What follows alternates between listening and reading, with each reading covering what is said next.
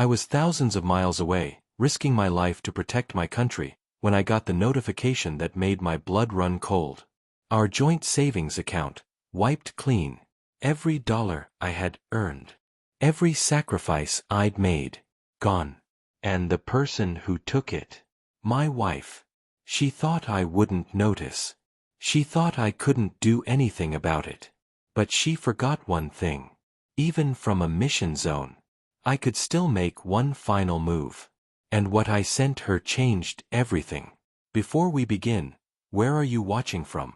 Drop your city or country in the comments. I love seeing how far these stories reach. And if you're new here, don't forget to subscribe and like the video to support more content like this. Now let me tell you what really happened.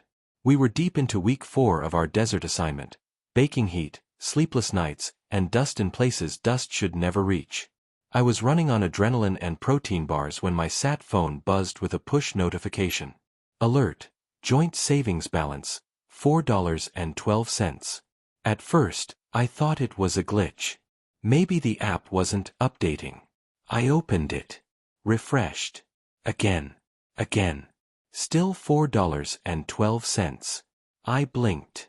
We had over $36,000 saved just 2 weeks ago. Every deployment bonus. Every spare dollar from the past year.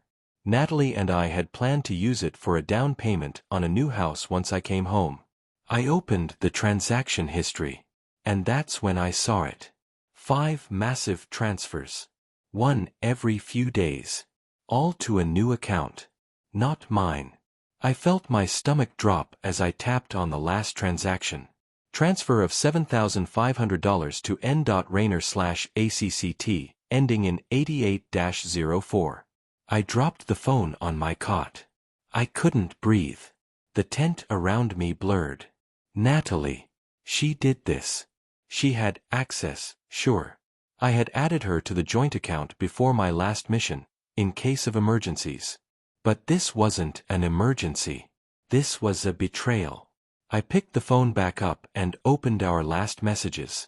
The last thing she wrote. Hope you're okay. Don't forget to drink water. I love you. That was 3 days ago.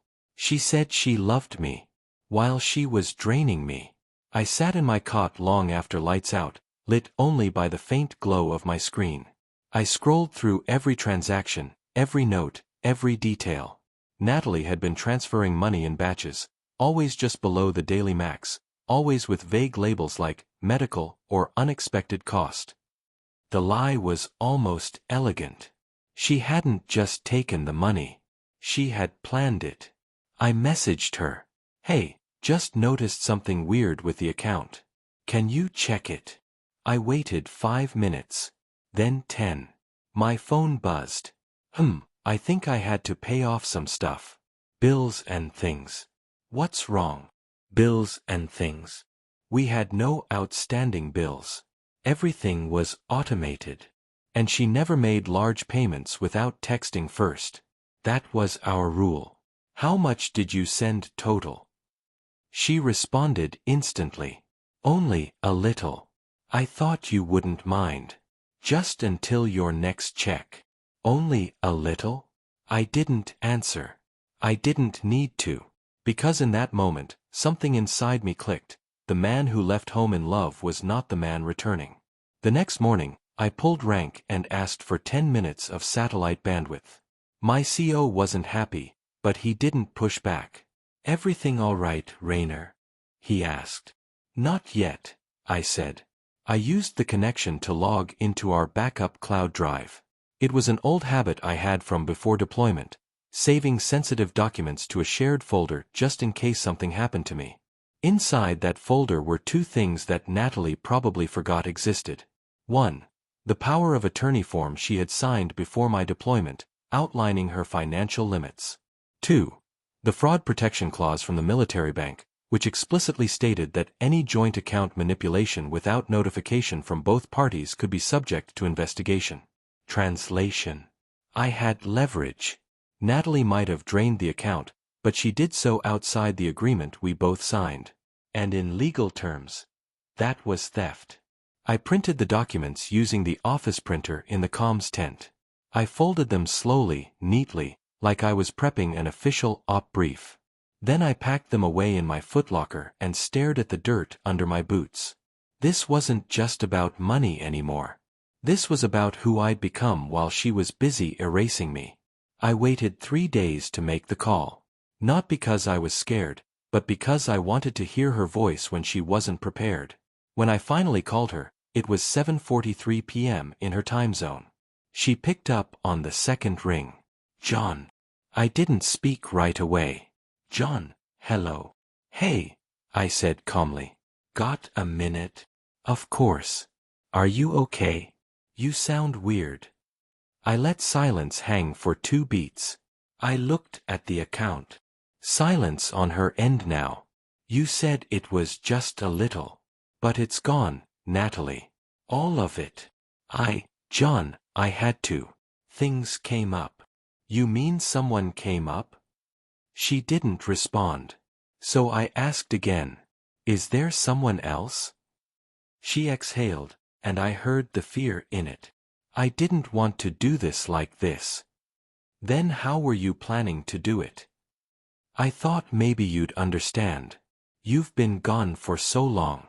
We don't talk anymore. You don't know what it's like being here alone. I trusted you. I was alone, John. I needed help. I met someone who listened. So you took the money and ran." "No," she snapped. "I didn't run. I stayed.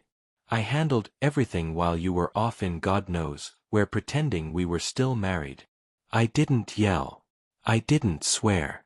I just said, I have everything backed up, including our agreement." "What agreement?" "The financial one. The power of attorney. You broke it." Her voice shifted. "You wouldn't." "I haven't yet." Then I hung up. I didn't wait for her to beg. I didn't need to hear apologies. Because my final move wasn't ready yet. But when it landed, it would be something she'd never forget. The next morning, I requested an emergency meeting with our JAG officer, Military Legal Counsel. I framed it as a personal financial breach, and the captain on duty arranged a secured Zoom call within 12 hours. "Sergeant Rayner," the lawyer said, nodding. "What can I help you with?" "I believe my wife emptied our joint account while I was deployed, in violation of our signed agreement." I showed her the power of attorney and detailed the unauthorized transfers. She listened carefully, typing notes the whole time. "And this occurred while you were actively on duty in a conflict zone?" "Yes, ma'am." "That strengthens your case. You do understand that legally, even if she was on the account, if she used the funds in a way that was deceptive or malicious, especially with an active POA, it could be seen as misappropriation." "In civilian terms?" "In civilian terms," she said, leaning forward, "you can sue the hell out of her." I felt something shift in me. Not rage. Not vengeance. Strategy. Can I stop the sale of property if she's trying to liquidate assets while I'm away? "You'd need proof of intent." "I think I can get that," I said. I wasn't bluffing. Natalie had never been discreet. If she was selling the house, she was posting about it. I just had to find it. That night, I messaged my best friend back home, Dylan. "Need a favor. Check if our house is up for sale. Use Zillow, Redfin, Craigslist, anything." His response came within minutes. "Bro, she listed it. Photos and everything.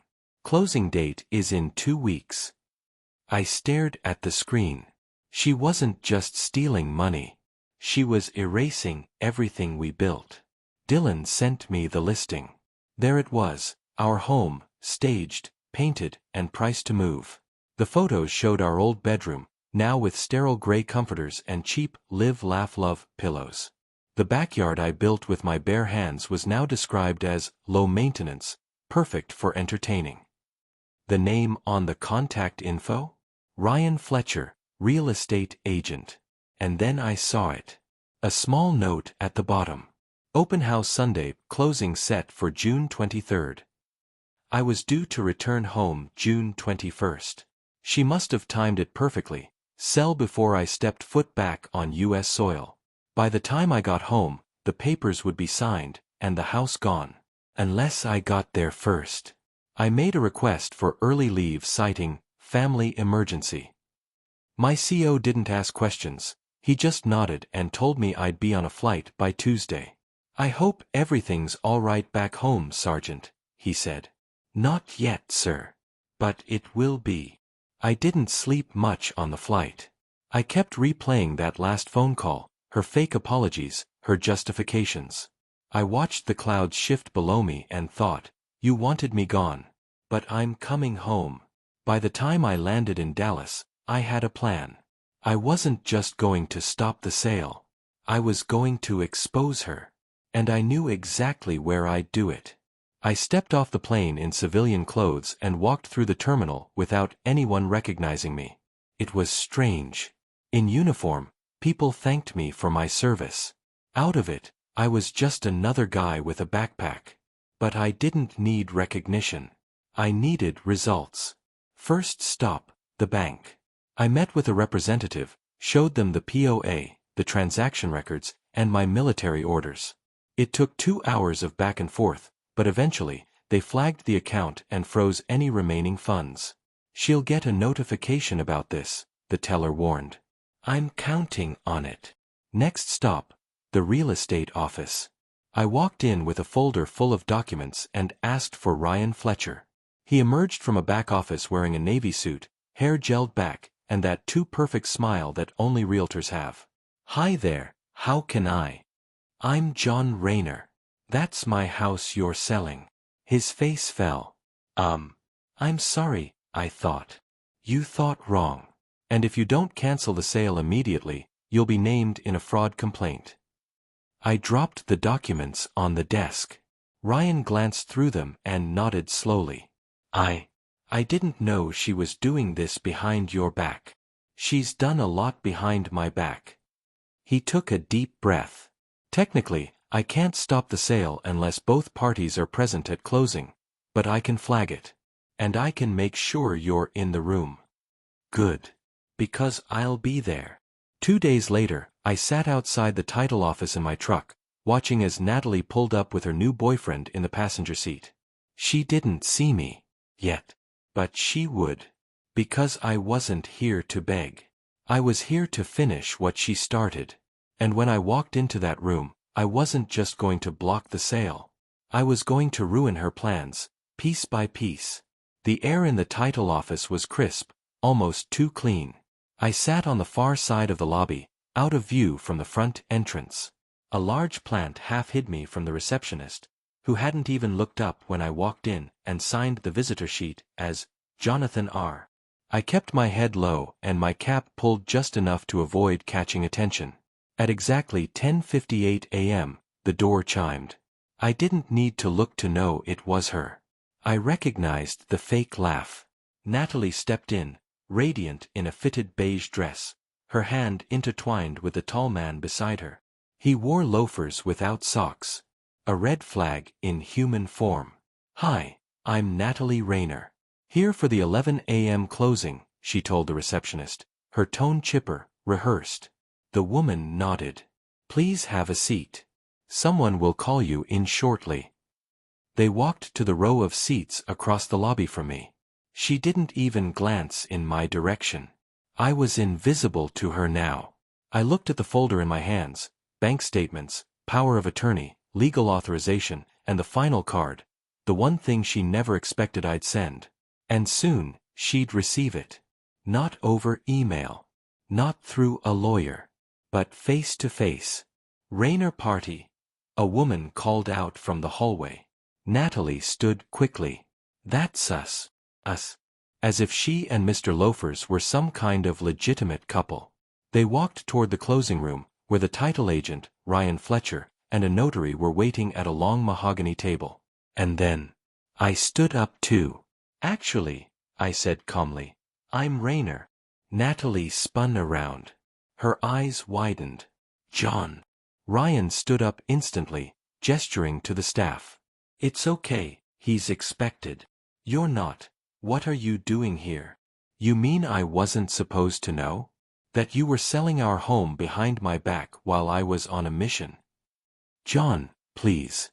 Let's talk privately. No, I said, stepping into the room. Let's do it here.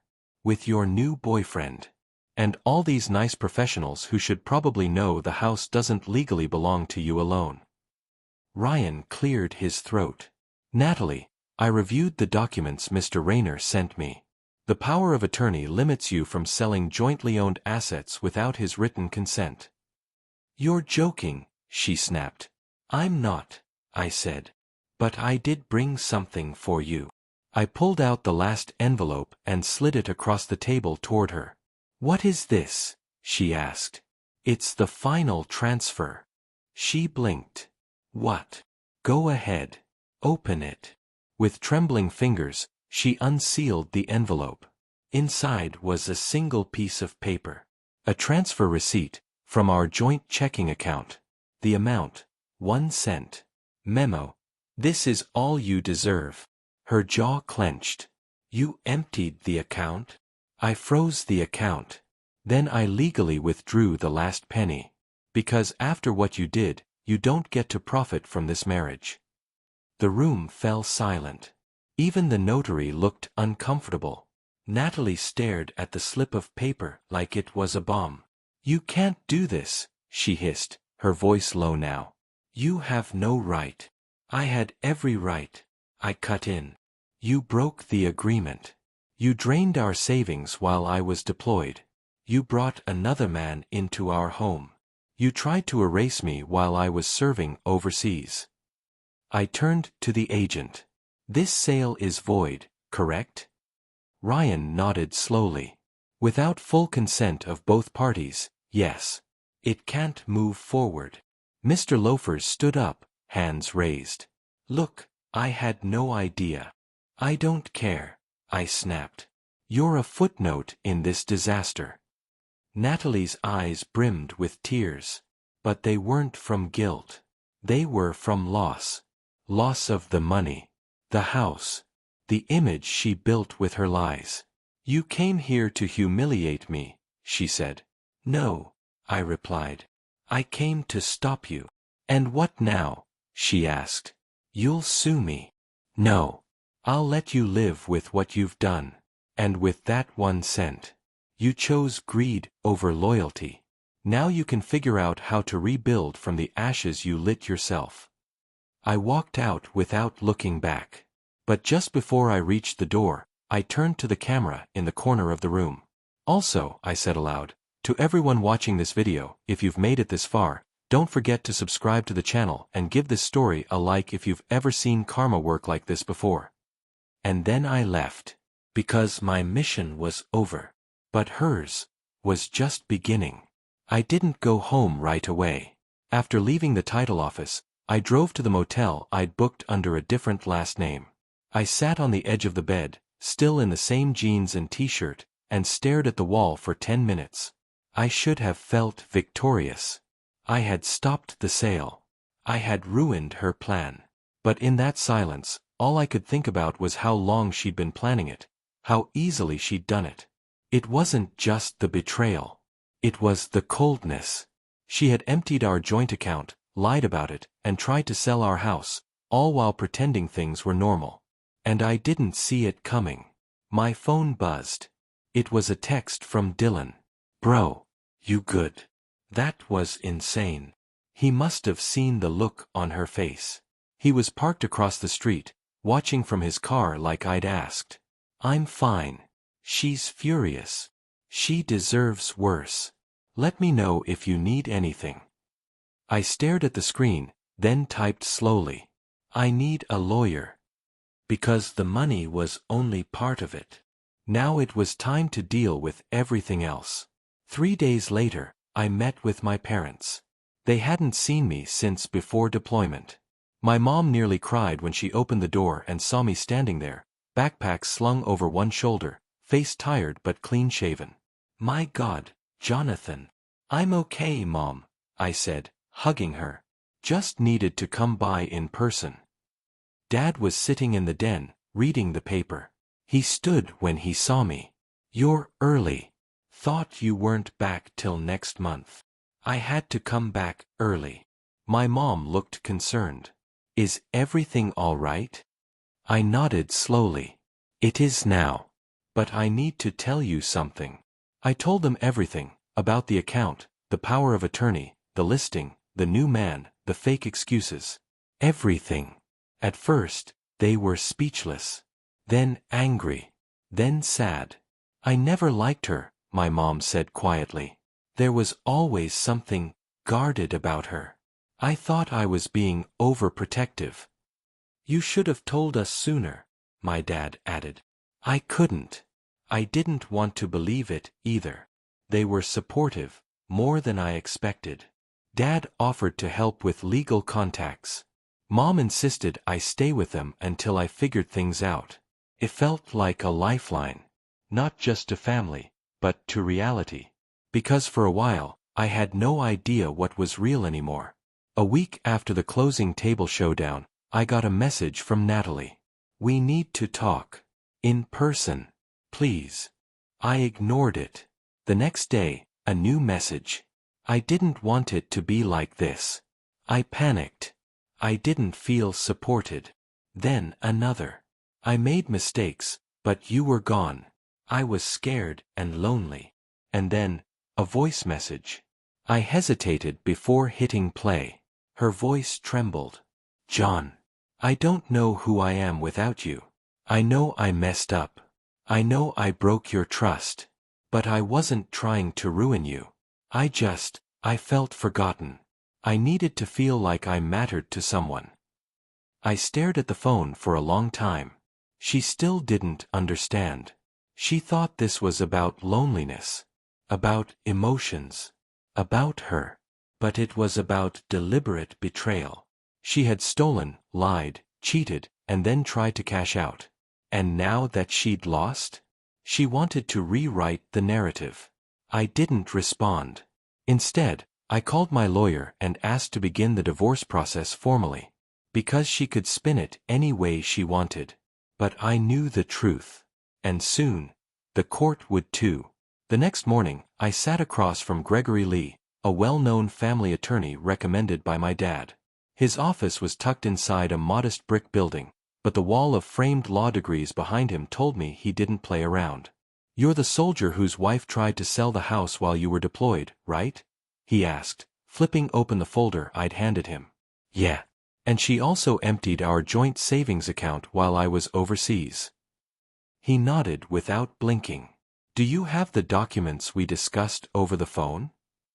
I handed him everything. Bank statements showing the transfer, my power of attorney, deployment paperwork, a copy of the real estate listing, and an email from the agent confirming the sale had almost gone through without my signature. Gregory studied the pages like he was reviewing an enemy's war strategy. He didn't ask unnecessary questions. Just underlined a few details, wrote notes in the margins, and occasionally let out a quiet hum. Then he looked up at me. "You want revenge or resolution?" "I want justice," I said. "I don't want her to walk away clean. But I also don't want to get stuck in a war." "You've got solid ground," he said. "We can file for divorce on grounds of financial misconduct. That gives us leverage in asset division and could even shut down any alimony claim." I leaned forward. "She's trying to spin the story like I abandoned her." Gregory smirked. "Let her. She can cry on TikTok all day if she wants. But in court, the timeline, the transfers, the attempt to sell the house, that's what will speak." He paused, then added, "And if she tries to push this into the public, we can file a restraining order for defamation." I've done it before. For the first time in weeks, I felt something close to hope. I signed the retainer agreement with a pen that felt heavier than it should have. This was the beginning of a new kind of mission. A legal one. One I wasn't fighting alone. And I was ready for it. Back at my parents' house that evening, I finally turned my phone back on. I'd left it silent all day. There were messages. Dozens of them. Not from Natalie this time. From friends.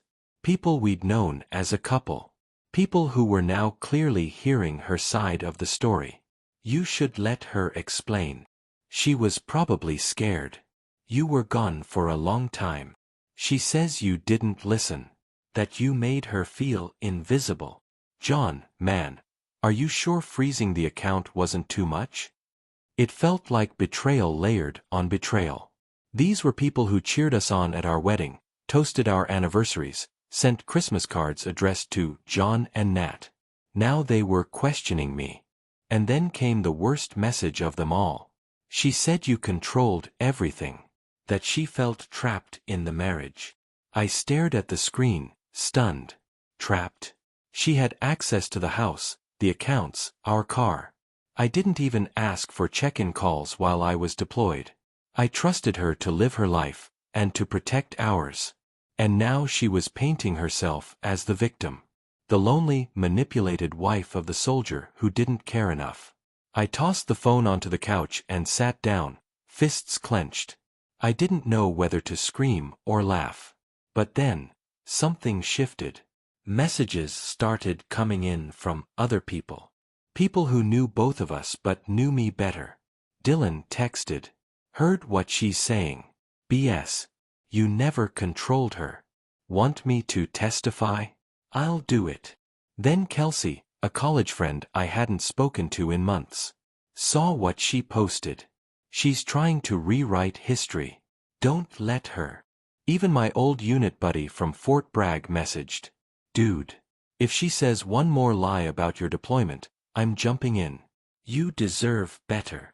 One by one, the people who really knew me showed up. The noise of gossip got quieter, replaced by a solid wall of support. And I realized something important. You can lose money, a house, a marriage. But the people who know your truth? They don't flinch. They stay. And those are the ones worth keeping. A few weeks later, I woke up before sunrise. No nightmares, no anger. Just a quiet kind of calm I hadn't felt in months. The divorce filing had been submitted.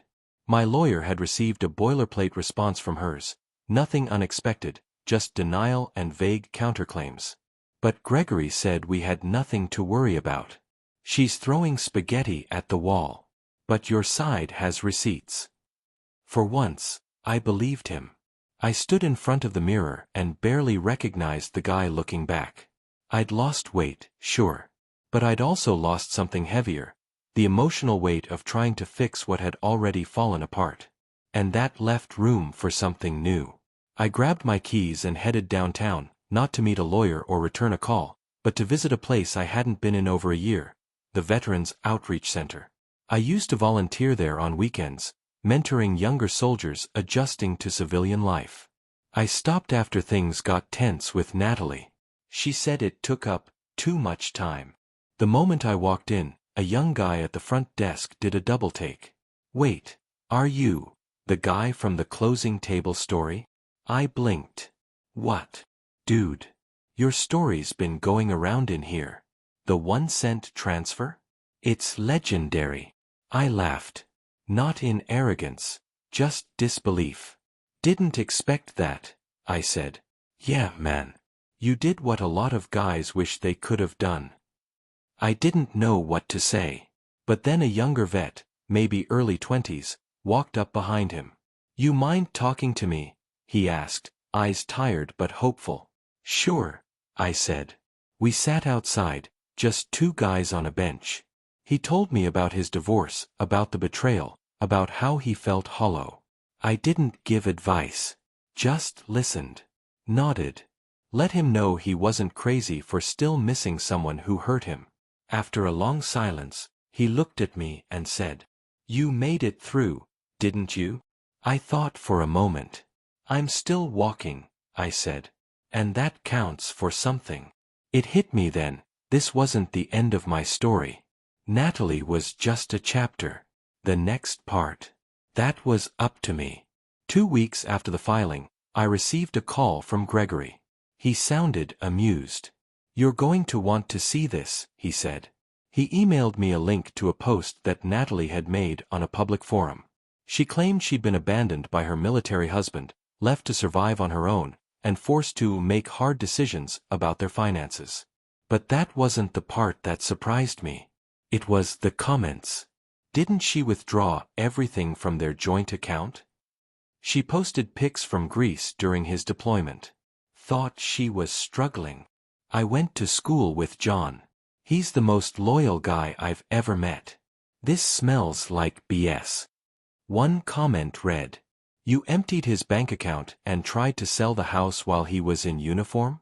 That's next level selfish." It spread fast.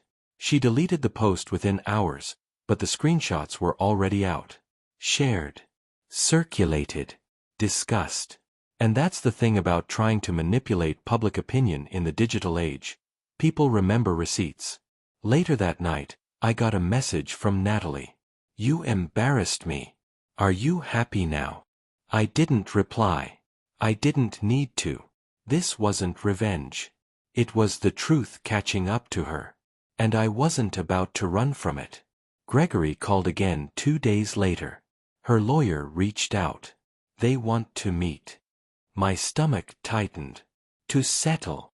That's the vibe. They're realizing she doesn't have a leg to stand on.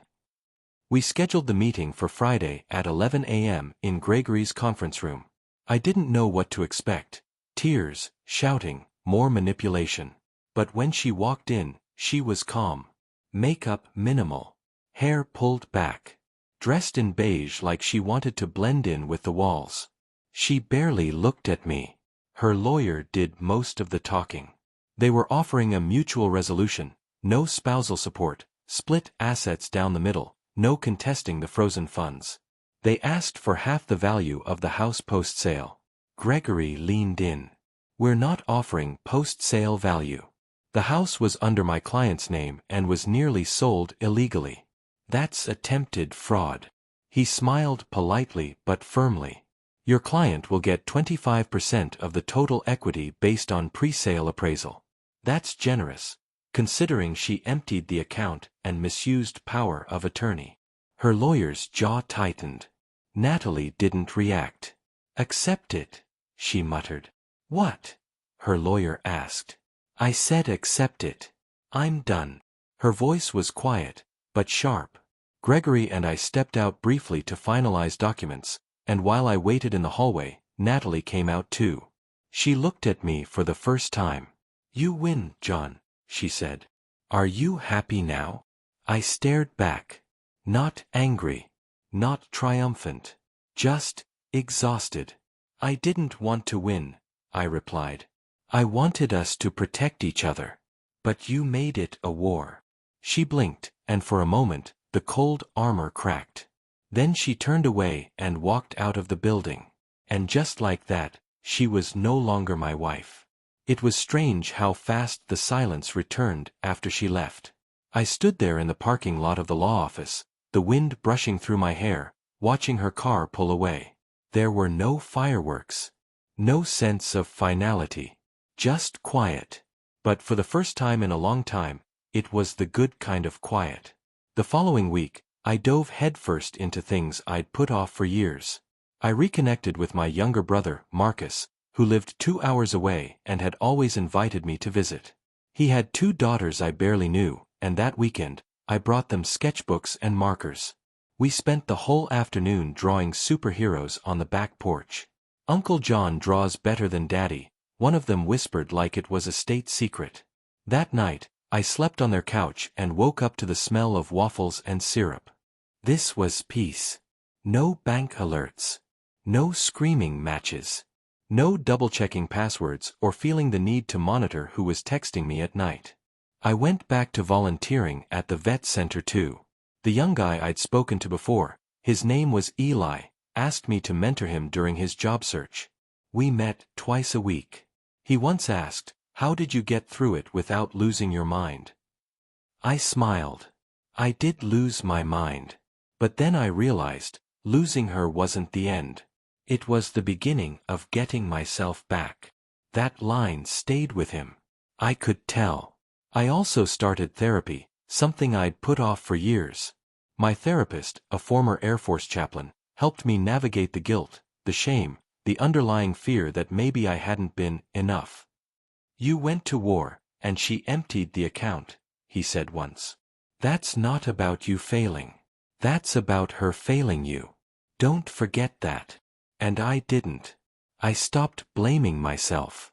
I stopped replaying every argument.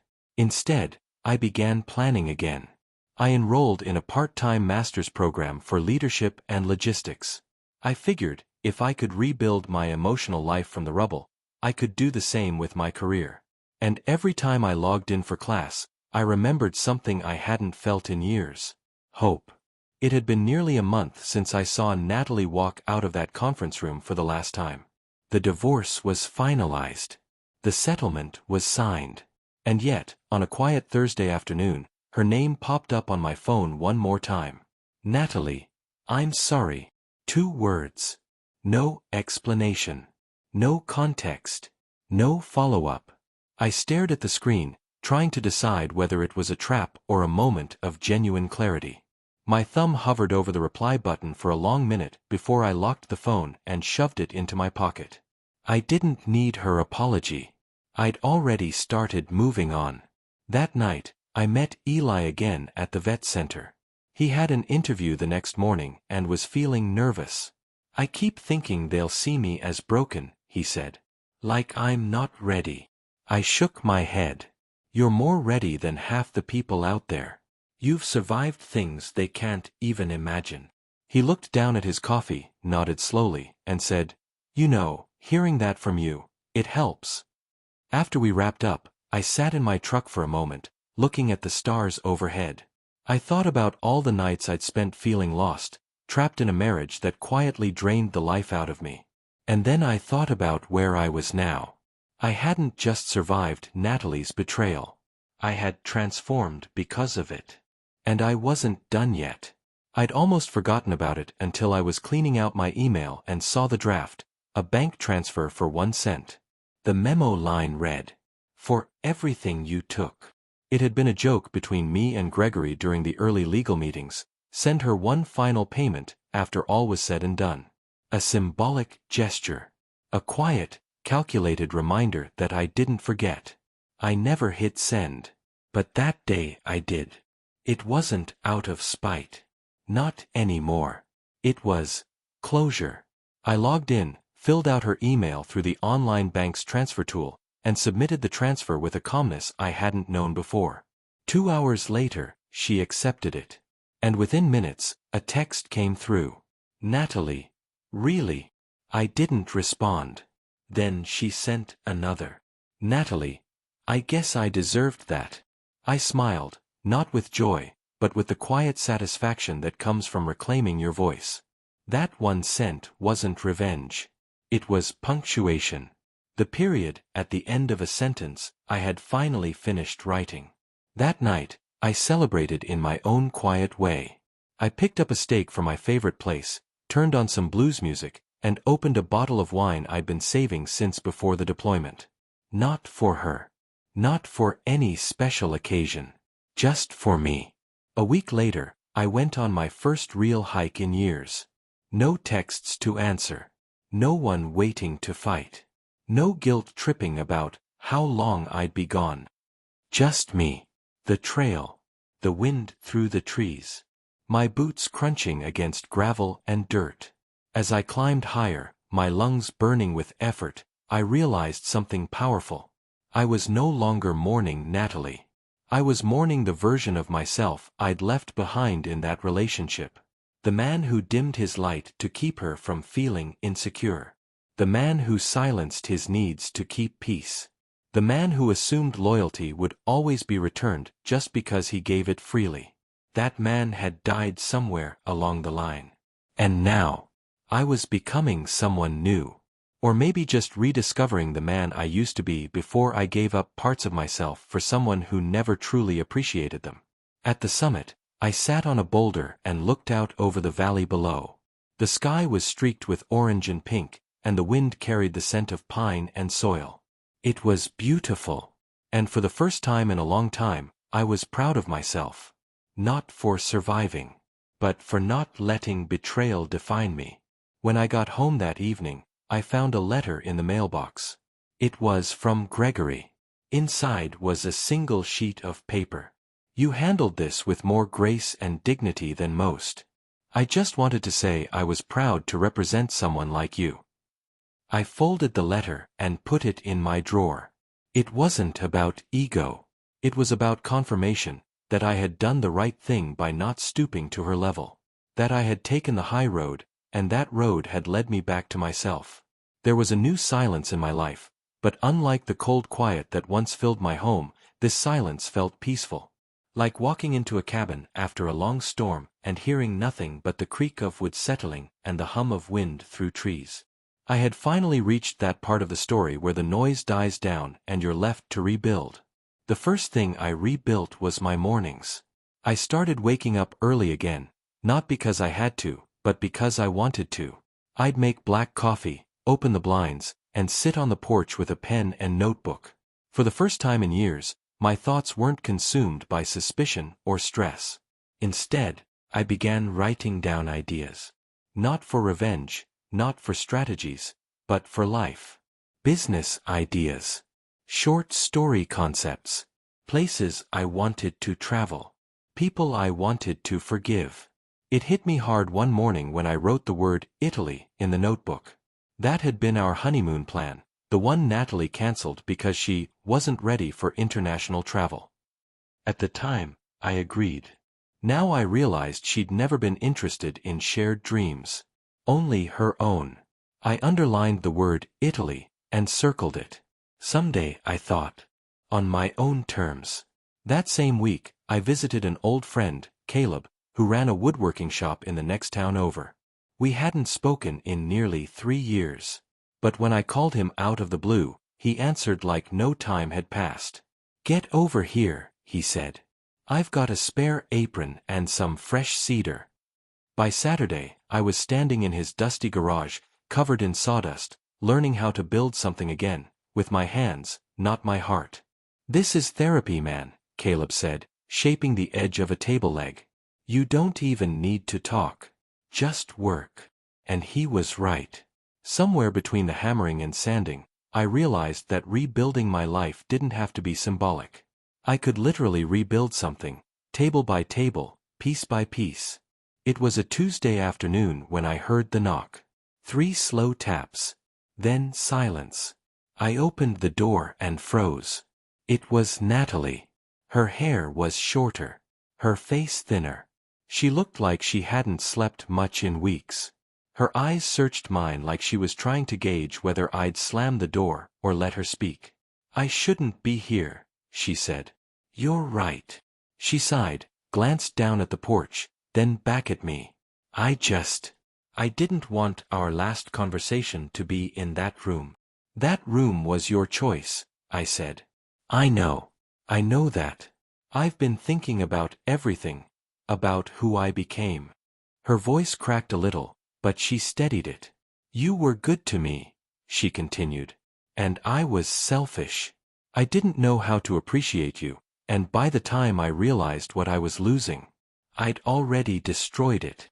I leaned against the doorway. "So why are you here now?"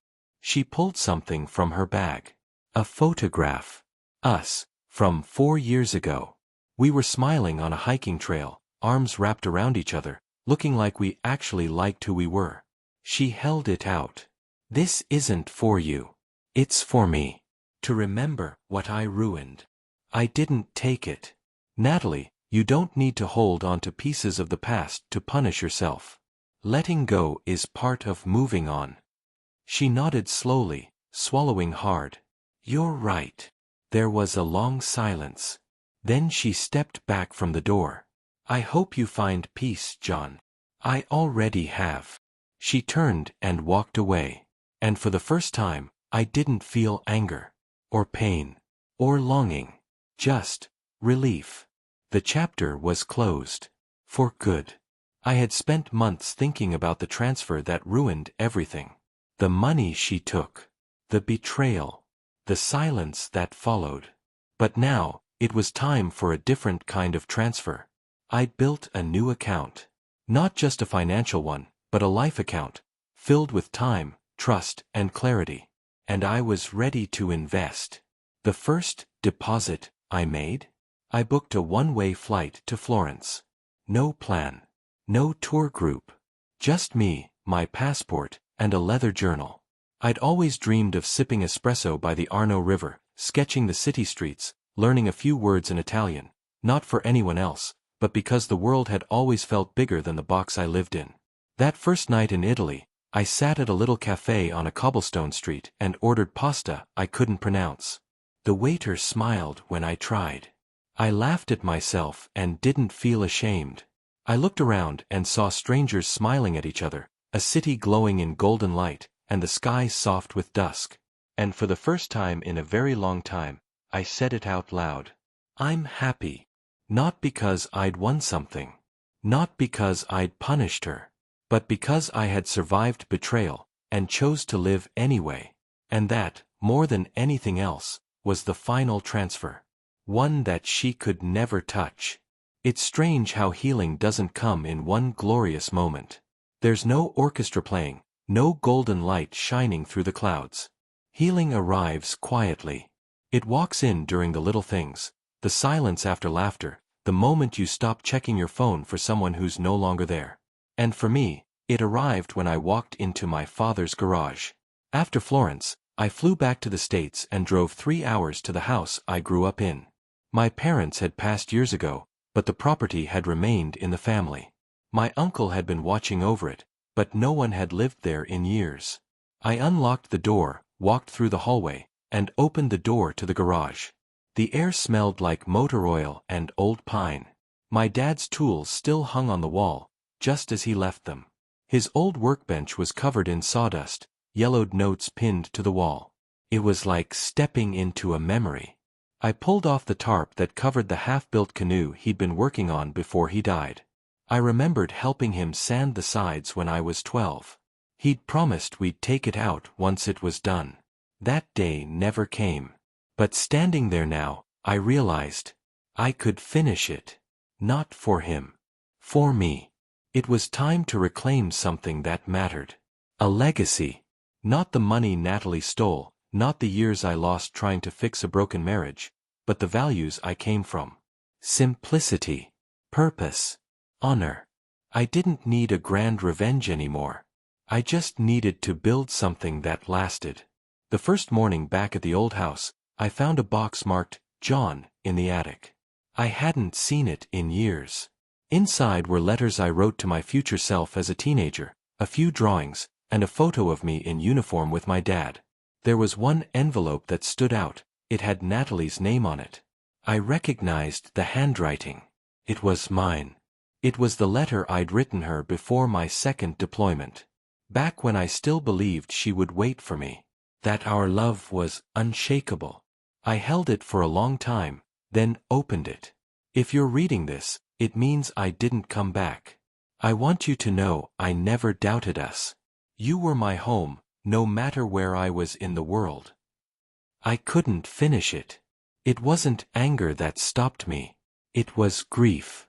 Not for her, but for the man who wrote those words, the version of me who still believed in forever. I folded the letter and slid it into the fireplace downstairs. I watched it catch fire, curl, and turn to ash. There were other things in that box, too. A dog tag, an old watch, and a card she gave me on our first anniversary. I set that aside, unsure if I would burn it too. Sometimes, closure doesn't come by destroying something. Sometimes, it comes from choosing what to keep. A few weeks later, I got a call from Eli. He'd gotten the job. I don't know how to thank you, he said. You just did, I replied. We talked about his first week, how weird it felt to wear business casual again, and how his new coworkers were already asking him to join the softball team. After we hung up, I thought about how much had changed. Not just for him, but for me. Because for the first time in a long time, I was helping people again without an agenda. Not to prove I was useful or to distract myself, but because it felt right. That same day, I got a text from Caleb. Finished that canoe yet, soldier? I laughed. I hadn't. But I was close. Every night, I worked a little more on it. measuring, sanding, gluing. It wasn't perfect. Some edges were uneven, some cuts weren't straight. But I realized that was the point. I didn't need perfection. I needed progress. There's a quote I once read: "Strength isn't always loud. Sometimes it's just quiet resilience." That's what I was learning. Not to fight louder, but to stand taller. Not to get back at Natalie, but to get back to myself. And as the sun dipped behind the trees and the last piece of the canoe fell into place, I sat down and ran my hands over the finished wood. I didn't cry. I didn't smile. I just felt still. And that, more than anything, told me I was free. The morning was cool, the lake still like glass. I arrived just after sunrise, the canoe resting in the back of my truck, strapped down carefully like a newborn being taken home for the first time. It was finished. The first real thing I'd built with my own hands in years. No shortcuts, no help, no one telling me what it should be. Just me, the tools, and the memory of my dad. I parked near the edge of the lake, where the sand sloped gently into the water. The area was empty except for one older man walking his dog far off in the distance. It felt right. Like this moment was meant to be just mine. I slid the canoe out of the truck bed and lowered it carefully into the shallows. The wood glowed golden in the morning light. I ran my hand across the grain, feeling every nick and notch, every hour I'd poured into it. My father would have noticed the craftsmanship. He would have laughed at the uneven edges but admired the stubbornness it took to finish it. I waded in and climbed aboard. The canoe rocked gently beneath me, then steadied. Paddle by paddle, I glided away from the shore. Halfway across the lake, I stopped. The stillness wrapped around me like a warm coat. And for the first time since Natalie emptied our account, since the betrayal, since the courtrooms and the silence and the sadness, I felt whole. The betrayal no longer defined me. The mission had ended. And now, I was charting a new one. That evening, I returned home with a quiet heart. I showered, ate a small dinner, and sat down at the kitchen table. There was something I needed to do, one last thing to release the last thread tying me to the past. I opened my laptop and pulled up a blank document. This wasn't a message I ever expected to write. Not after everything. But closure isn't always about someone else. Sometimes, it's about giving yourself permission to stop carrying weight that's no longer yours. I began. Dear Natalie, I've had many things I wanted to say to you over the last year. Anger, confusion, hurt. And for a long time, I thought the only way to move on was to make you feel what I felt. But I was wrong. Healing came not from revenge, but from reclaiming the parts of myself I lost trying to hold us together. You took a lot from me. Not just money. You took years. You took trust. But what you gave me, unintentionally, was the clearest look at who I was, and who I never want to be again. So thank you. Not sarcastically. Not bitterly. Genuinely. Thank you for freeing me. I forgive you. Not because you asked for it, but because I need peace more than I need closure. This is the last time I'll write your name. Be well. John. I didn't print it. I didn't email it. I saved it, then deleted it. Some words are meant to be written, not sent. And in doing so, I gave myself the final gift Natalie never could. Freedom. A month passed. Fall crept in slowly, burning leaves and crisp air. My days had taken on a steady rhythm. Mornings with coffee and writing. Afternoons volunteering with Eli and other vets. Evenings in the garage, now working on a rocking chair for my goddaughter's birthday. One night, while cleaning out an old storage box from the apartment I once shared with Natalie, I found it. Tucked in the corner, inside a small velvet box. The engagement ring. I hadn't realized I still had it. For some reason, I thought she'd taken it in the split. But here it was, gleaming under the weak garage light. I opened the box and stared at the ring for a long time. Not with sadness. Not with longing. Just curiosity. It represented so much of who I used to be, A man who believed commitment alone was enough to keep a heart loyal. A man who thought love meant sacrifice, even when it became one-sided. I turned the ring over in my fingers, then set it on the workbench. For a brief moment, I thought about selling it. But then I smiled. I placed it inside a small envelope, sealed it, and wrote across the front, "To the next man, may you know her better than I did." Then I slid it into the junk drawer of the garage. Maybe one day I'd toss it. Maybe not. Either way, it no longer held power over me. I was building more than wood now. I was building a life. 3 weeks after I tucked the engagement ring away, I received a call that caught me completely off guard. "Is this John Chambers?" the voice asked. "Yes," I said cautiously. "This is Maria. We met at your brother's 4th of July barbecue 2 years ago. I was the one with the crooked sunglasses and the dog that stole a burger." I smiled, the memory surfacing. "Right. Yeah, I remember. I got your number from Eli. He said you've been helping out at the Veterans Center. I didn't want to bother you, but I had something I wanted to ask." I leaned back in my chair. "Go ahead." She hesitated, then said, "I run a program for high school students, mostly kids whose parents are deployed. A lot of them are struggling with abandonment, anger, and feeling invisible.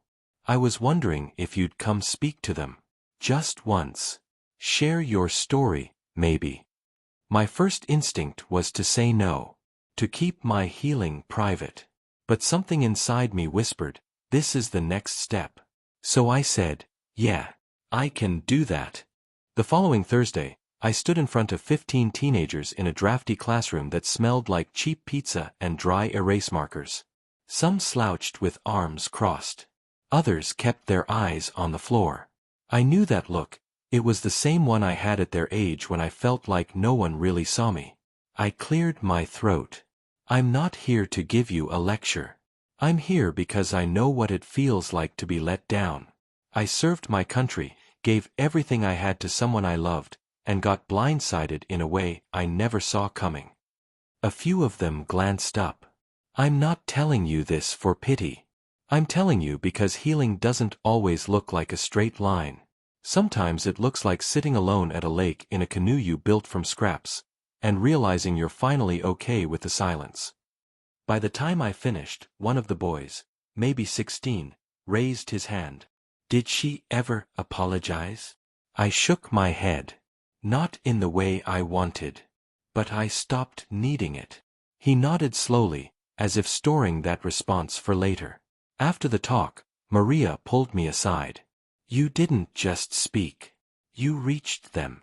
That night, I didn't just sleep well, I slept light. Like the air in my lungs had shifted, and something I'd been carrying had finally let go. 6 months later, I found myself standing in front of a group of strangers again.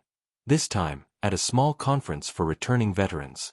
I'd spoken at half a dozen schools, 2 local rehab centers, and even started mentoring 2 teenagers through Maria's program. It wasn't a career. I wasn't trying to become some motivational speaker. It was just natural. Sharing my story wasn't about Natalie anymore. It was about what came after her. About the pieces I'd picked up. About reminding people they weren't alone. After my talk that day, an older woman approached me. Her name was Evelyn. A military spouse who'd just finalized a divorce after 23 years. "My husband didn't cheat," she said. "He just gave up. On everything. Work, family, himself. And I spent years trying to save someone who didn't want to be saved." I listened to her words, realizing how many faces betrayal could wear. She grabbed my hand gently. "Your story didn't just make me cry. It made me believe again." As she walked away, I thought back to the moment I'd made the final transfer. Not the one in the courtroom. Not the revenge Natalie would always remember. But the real transfer, the one from bitterness to peace. That moment changed everything. That was the transfer that couldn't be reversed, withdrawn, or taxed. A gift I gave myself. A gift of freedom. And now I was passing it on. Later that evening, I returned home to the small cabin I now called mine, out by the lake, tucked in the pines, with shelves I'd built myself and a porch that creaked when it rained. I made tea, sat outside, and opened my journal. At the top of a fresh page, I wrote, "This story began with loss. But it ends with legacy." The stars blinked softly overhead. The water rippled gently in the dark. And I realized I didn't need to send any more messages. My life was the message now. And if anyone asked me what I did after my wife emptied our savings while I was risking my life overseas, I'd smile and say, I sent her one final transfer she'll never forget. And then I sent myself someplace better. The end.